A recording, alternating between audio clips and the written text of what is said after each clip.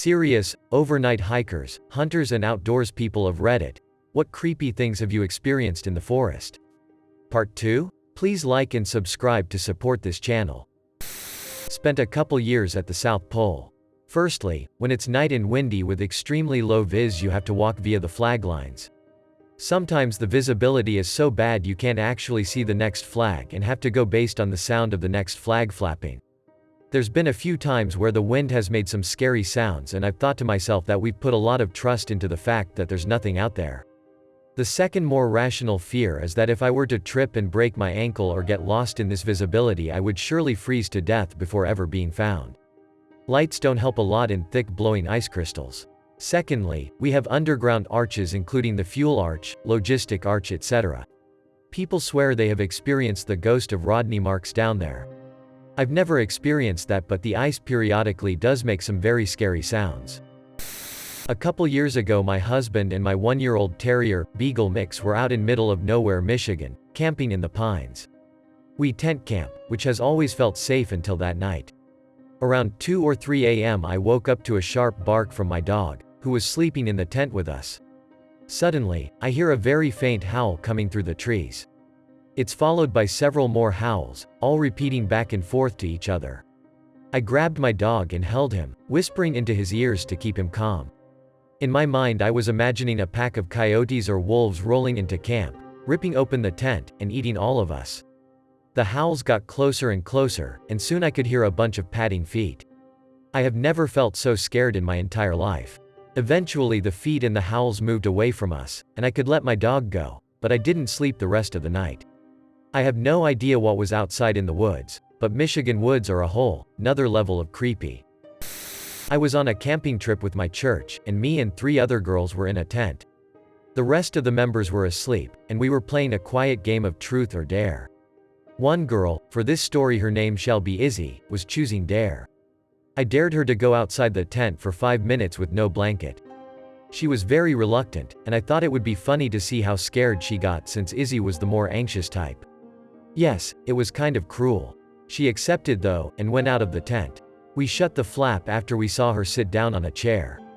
5 minutes had passed, and she still wasn't back in. We figured she hadn't been counting, and she'd be back in soon. A minute later, she still wasn't in, so we opened the flap to check on Izzy just to find she wasn't there. We woke up the others and looked around for a good 2 hours. She was nowhere. We called the police, and they found her like 10 miles away unconscious. We still have no idea what happened to her that night. She's okay now. I haven't talked to her in years, but that night scared me so much that I haven't gone camping since. Me and my whole family are very avid hunters in Saskatchewan, Canada. We were hunting bear for meat, and my brother managed to shoot one with a rifle, but it was not the greatest shot and just nicked the lungs, so the bear ran far before dying. When we all arrived to help drag out this bear, it was pitch black out and in very thick forest. We took our flashlights and followed the blood trail until we found it bare. It ran about 1.5 kilometers from where it was shot. My dad took one of the flashlights and went to get a hand winch to help drag this bear up a steep bank. He left me and my 2 brothers with a flashlight and a rifle because there is a lot of bears in the area and are very active at night. We sat around in the middle of the forest for a while waiting for my dad to come back. Around 1 hour, and I took my iPod Touch out and started playing Angry Birds when all of a sudden my little brother screams, looking at me. I turn my head around and about 1, maybe 2 feet away from my head I see 2 sets of eyes glistening from the light of my iPod. My older brother shines the light at the eyes and I see 2 brown snouts and black bodies. It was a mother and a cub bear. Next I can hear the mother bear do a chomping sound with her jaw. At this point I am literally $ting my pants. I got off the log so fast I could have won the Olympics for the 50-yard dash.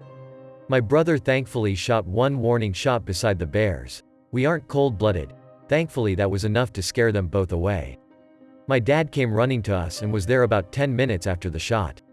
Turns out his light died on the way back to the truck and he had been lost for the last 30 minutes. I am just thankful we had a gun and that my little brother seen the eyes, because bears can be very quiet when they want to be. This could have ended up very badly. I no longer am chill when in the forest at night, always on edge. I'm sure this will stick with me for the rest of my life. Not really creepy, but literally damn near scared the piss out of me. I was lakeside camping 9 years ago. Sleeping in a hammock I strung up between a couple of trees. I got woken up by a black bear that was sniffing me. Luckily it ran off when my dog started barking at it. I think the only reason it was able to get as close as it did without alerting my dog was because the two of us snore so loudly that a raging bull wouldn't be noticed over the noise of our combined snoring.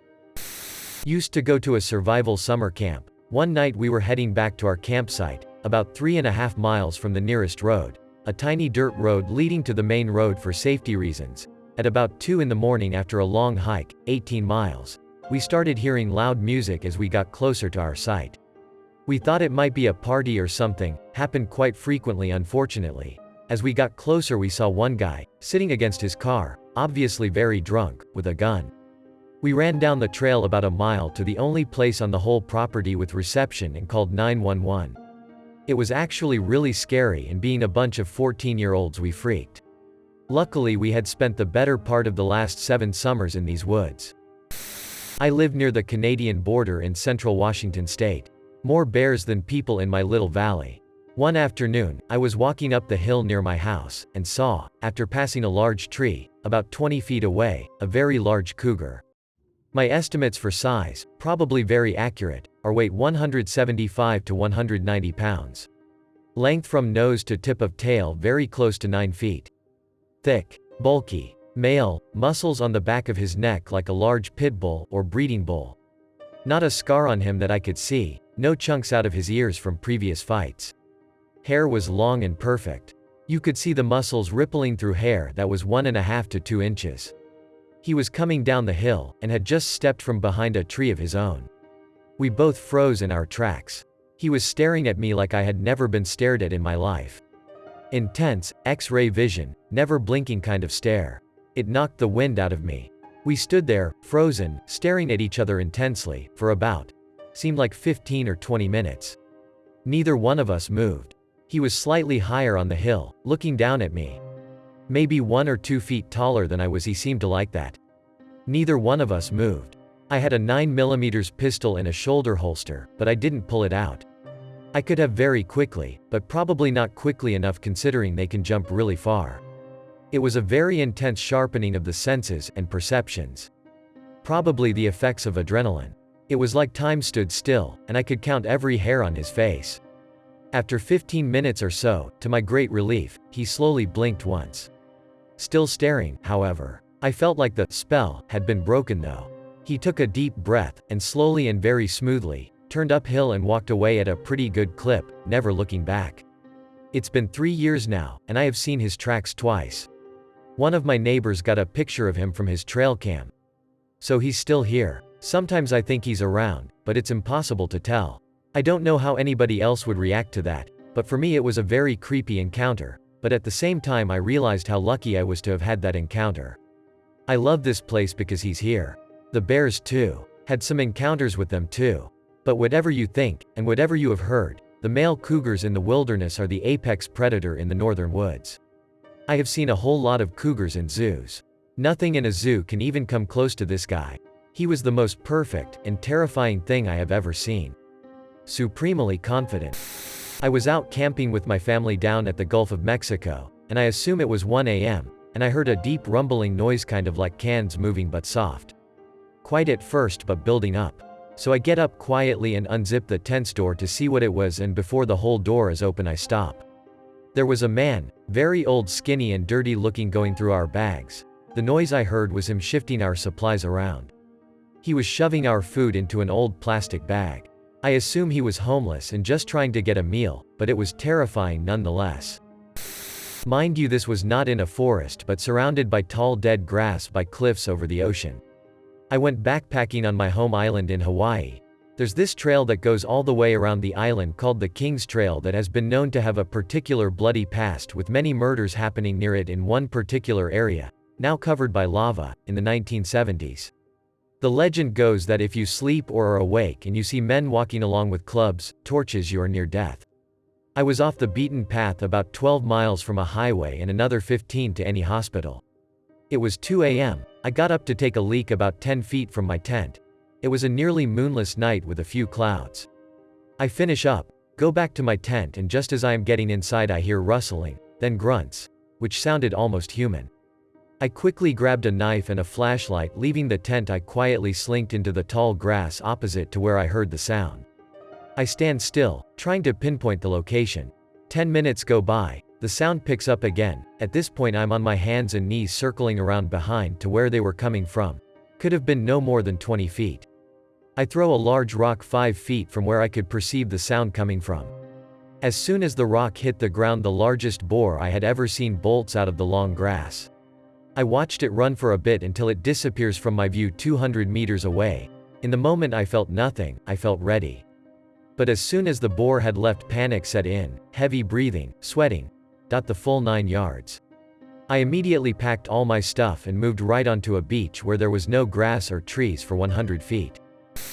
My boyfriend, an experienced camper, and I, never camped before, decided to go camping at a local lake early October.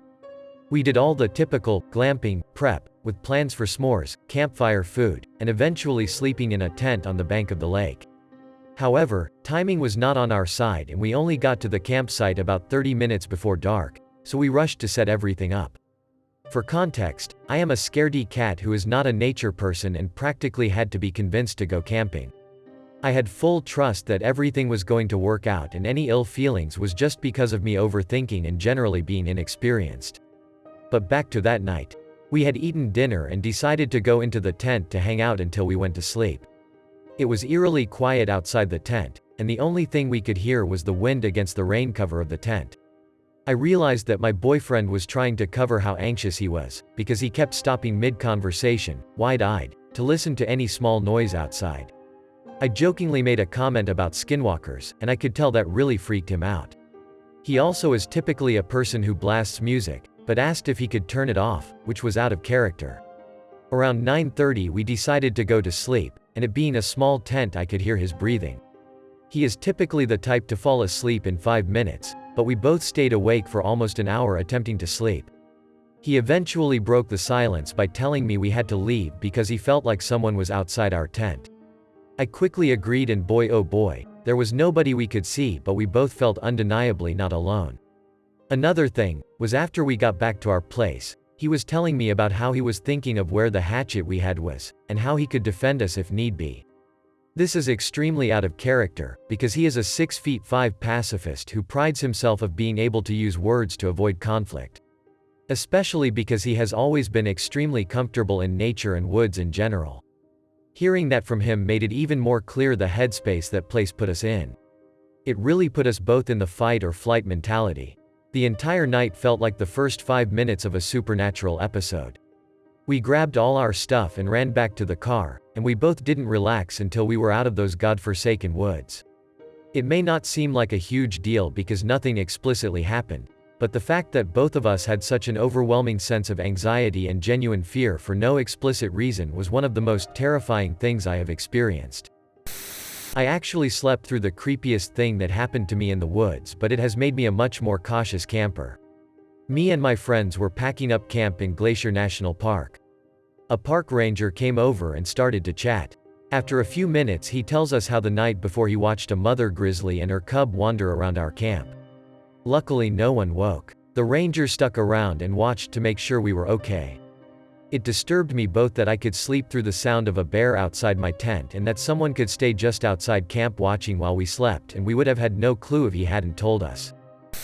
1. I was in my mid-20s. I am 35 years old now, but not too long ago I saw a wild puma in Mississippi. They have not been spotted in this part of the country in decades. I was driving a farm truck across a levee just after sunset. The puma was drinking water and it let me get pretty close to where it was before the truck spooked it. It lifted its head, looked at the truck, then took 2 steps and jumped. Picture this. The levee is wide enough to drive a truck across. That puma jumped from essentially the edge of the water all the way across the levee to the downward slope on the backside of the levee at my eye level in the headlights of this truck. I had a full view in the headlights right in front of me of this gigantic lion. Jumping fully stretched out, no mistaken identity. It was the largest animal I have ever seen in the wild other than a moose. I reported this to a local, state, game warden next day. But this was before game cameras were popular and I had no proof. Game warden said, Pumas are not around here. It must have been something else that just looked kinda like a puma, probably a bobcat. No sir, this was not a bobcat, this was a man-cat. We lost 3 black Angus cows within 5 years that mysteriously vanished. 2. Saw an eagle dive down for a kill strike on a duck decoy.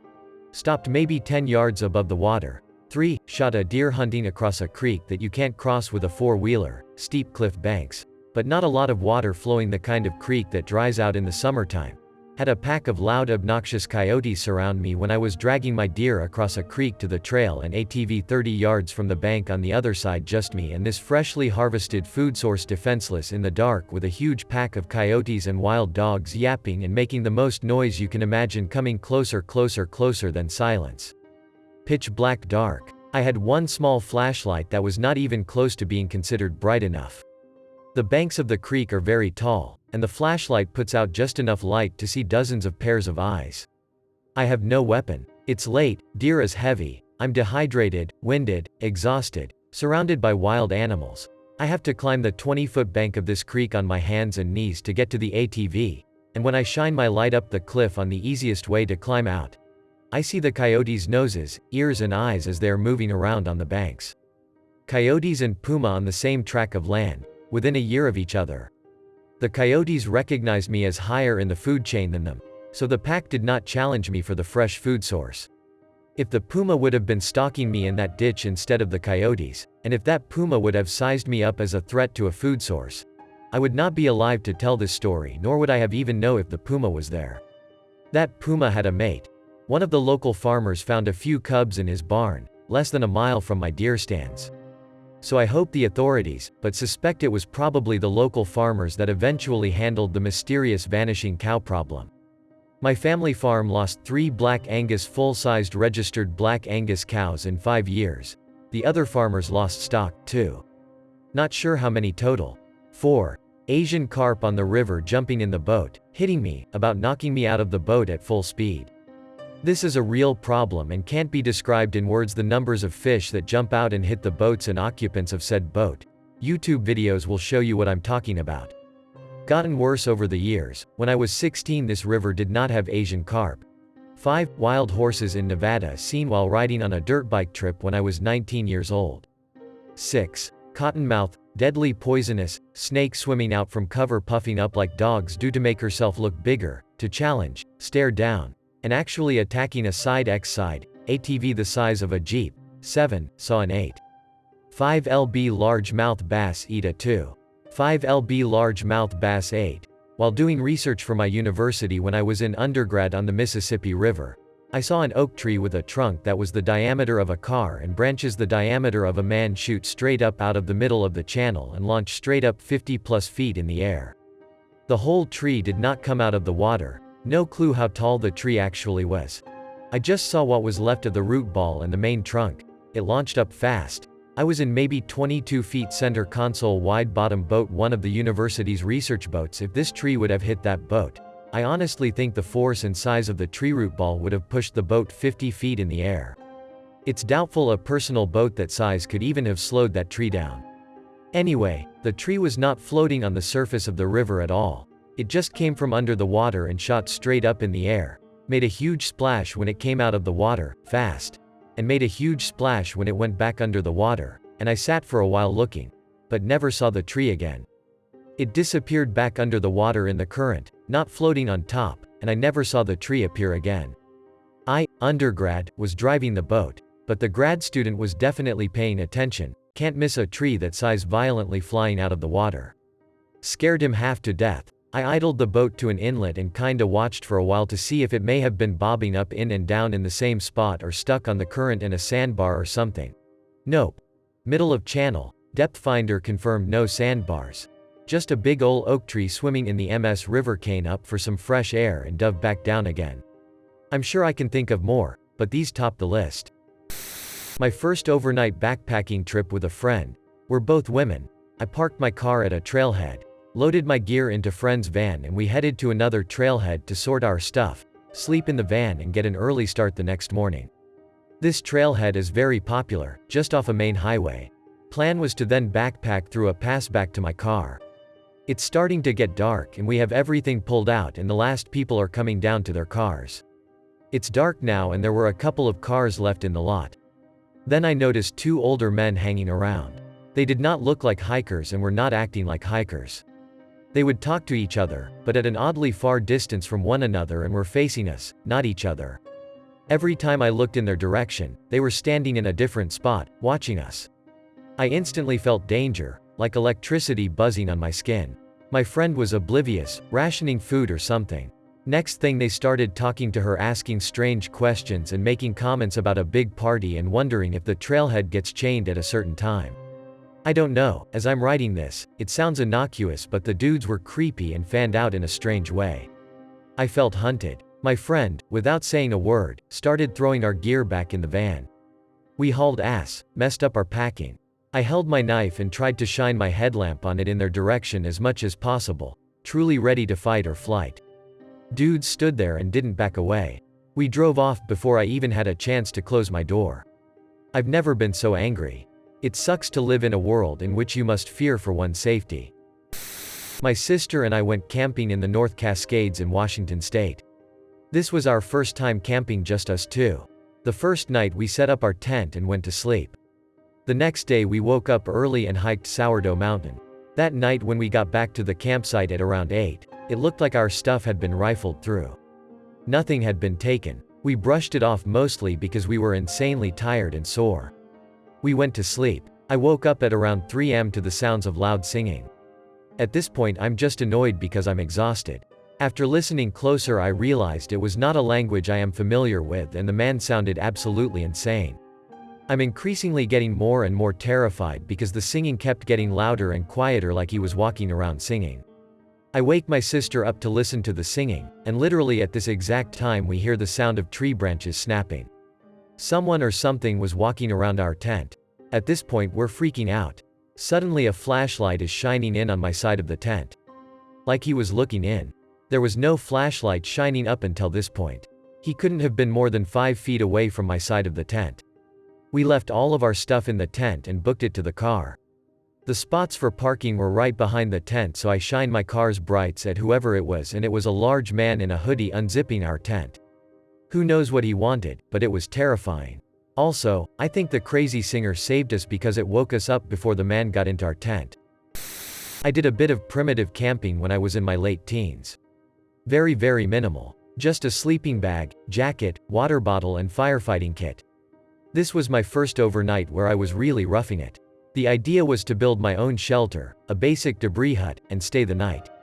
I made my way through coastal Australian bush terrain for about an hour from a track that was already deep in to find a decent spot well away from anything man-made. I found the spot, a nice little pocket of sandy dirt that was not covered in undergrowth. Finally, I said out loud, pretty exhausted. I cleared the area a little, built the shelter, and started a really small fire as it got dark. I just sat there, listening to the sounds of nature around me. Not thinking but just listening. And the sound of the fire crackling. It was beautiful. I felt relaxed and tired. So I put out the fire well, retreated into my hut and went to sleep. I awoke to the most gut-wrenching sound I have ever heard. I didn't know what time it was. It was absolutely pitch black. This horrible noise that I could only describe as some kind of demonic gargling from the depths of the primordial earth was coming from only a few feet in front of my hut. I couldn't see anything, it was pitch black, but it was right fucking there. Panicked, I dug for my emergency phone out of my bag to turn it on to use it as a light. I was gripping hard with my right hand a spear I had made during the evening, just a bit of hardwood with the tip sharpened and tempered on the fire to harden the point. I was glad I had it and had it pointed directly out of the hut at the source of the noise. I was growling back at it in a reaction to my own fear. The phone finally turned on, but its light was faint. I could barely see a foot in front and I couldn't see anything. The noise stopped, there was rustling around the clearing and then silence. I didn't sleep the rest of the night, needless to say, and truly appreciated the light of the sun when it started coming up. More than I ever have. I packed up and went home. I was left rattled by the experience. Fast forward about a year later. I was camping in a campsite with some of my mates, having beers around our fire. It was night and I heard it again. Adrenaline kicked in and I wanted to know what it was. I was going to confront it even if I got hurt. As I abruptly stood up ready for battle, my mate says, "Bloody koalas, fuck they sound weird." It was koalas. The whole time as was just horny fluffy little bastards. Here's a link for those who want to hear it. And another story still. Apparently I have a lot of these, but this one and not mine. It was late at night and I was 3 years old, so memory is a bit vague. I wake up to a desperate knock at the door and walk out of my room. I see my dad taking his .44 mag revolver to the door. We lived in the middle of nowhere at this time of my life. Turns out it was an honest hunter who had been lost in the woods for 3 weeks. My dad woke up my mom because he still can't cook for shit in his 60s to make him some food, and then drove him the 30 miles into town. He kept the revolver the whole time. Turned out fine though. My buddy was visiting me when I was living in Santa Fe. He wanted to do something at night and we decided to go in the forest just northeast of town. We chose to just pull off on a random pullout in the road. We got out of the car, carefully crossed a little creek by walking along a log, and headed down the left side of a path. We went for a while until we found old animal bones and decided to head back. There was a road not too far away, so we felt safe just wandering at night. Once we found our way back, we stopped and had a conversation for a while. At no point up till now did we notice anything particularly strange, no animals to spook us or weird noises. We were headed back to the car when I pointed out we hadn't taken the right path, just the left. I led my buddy down the path with my head down telling a story when he says my name in a stern way. I stopped and looked up to see, I shit you not, a glowing 3-foot child-looking thing not 2 feet away from me. He had no face and was dressed in this weird white tunic-looking thing. He was glowing head to toe in a weird bluish staticky looking color. I looked up and stared at it for what felt like an eternity, but what was really just a split second. We quickly turned around, completely jumped the creek that we carefully crossed over last time. Both of us, soaking in river water, ran into the car and sped away. A few months ago my friend and I went to hike Pikes Peak near Colorado Springs. The hike up this mountain is a literal marathon with about 7,000 feet of vertical gain, and the general rule of thumb is that if you're not up and back down below the treeline by noon, then you are at risk of being struck by lightning. So we made the decision to hike the whole thing in one day by starting at 11 p.m. the night before. So we roll up on the trailhead at 10:30 only to find that the parking lot is completely empty. Which I found very odd for a 14-er trailhead on a Friday night in late summer. I had done nighttime hikes of other mountains, but the parking lot was usually at least half full at all times, especially in the late summer in Colorado. That made me feel a little uneasy, but I shrugged it off and we started the hike. We started at a pretty good pace, getting about 5 miles in within the first couple hours, so at about 1 a.m. at this point. We are walking along a narrow part of the trail that has a large rock cropping to the right of us. As we pass it we hear a scraping noise followed by some rustling of bushes, then silence. That freaked me out a bit, but I told myself it was a deer and that we must have spooked him, and we continued along. For the next couple of miles I kept hearing little noises off in the distance to our right. About an hour later at 2 a.m. we had just passed Bar Camp, which is about 7 miles from the trailhead, still without seeing any other human being other than my friend. Even the campsite was deserted. Anyway, I'm walking along the trail about 2 to 3 meters ahead of my friend when I look up a little and see 2 glowing white circles floating in the darkness on the trail about 15 meters ahead of me. My heart sunk and I stopped dead in my tracks. My friend asked me why I stopped and I told him to point his headlamp, which was brighter than mine, up the trail. We saw that the 2 glowing orbs belonged to a mountain lion. At this point I was just frozen looking at him thinking, fuck. That's the last thing I want to see out here. He was quite aware of our presence as well. He stared at us for about 15 seconds and then he retreated into the darkness behind some trees. At this point, without saying a word, I take out a thing of bear mace and hand it to my friend, and we turn around on the spot and begin hiking back down the mountain at a very brisk pace. I was looking down trail and my friend spent about 80% of that time walking back to back with me to make sure it couldn't jump us. We made it back down to the trailhead at about 3:30, counted our blessings and went home. Overall the hike was a very unsettling experience, being deep into the forest without coming across any other people, especially when you would expect to meet others, as uncomfortable. Let alone being staked by one of the most dangerous predators in North America. I know that most of the time mountain lions don't attack humans. But I've also been told that if you see a mountain lion, then they've been aware of your presence for a good while prior to that. And if they make their presence known to you, it's usually a warning. So I can only assume that all the noises I heard that night were from the mountain lion stalking us. Also, the next day we found out why we were alone on the trail. Earlier that day an elderly man had a heart attack and died on the trail, so the trail was closed, but we missed that memo since we got up there so late. Not entirely outdoorsy, but as a kid, probably around 11 years old, I was camping out with a friend and her sister, in a tent set up beside their carport, right beside their house. We were awakened in the middle of the night by a vehicle coming up their private drive. Sleepy, confused, and a bit frightened, we all laid there staring at each other as the vehicle stopped right beside us and at least 2 people, men from their voices, got out. They walked right past our tent and argued in low voices in the carport for a minute before getting back in their vehicle and driving away. We then ran inside and woke my friend's parents, after also discovering the flashlight we left on the nearby picnic table was gone. It turned out some teenagers further up the main road were having a country kegger, a party involving a keg of beer in a field, and someone took a wrong turn trying to find it. Now, if you want some really creepy hiking, camping stories, find some Appalachian trail hikers. I've heard some crazy stuff goes on in some of the more remote stretches. Out dicking around on the river bank in southern Missouri when I was around 19 or so. I have a fire going, I'm setting up my tent when the sun sets. A sound like a child being murdered cuts through the air. I get my mag light and go investigate the horrible, demonic sound because I'm white. It starts fading fast, it's early dusk, the world is fading into the blues of early summer night when I see a big fucking snake constricting a rabbit. It was too dark to tell what kind it was, but I wasn't going to fuck with it regardless. So, for the record, a rabbit dying sounds pretty much how I would imagine a human in the same situation.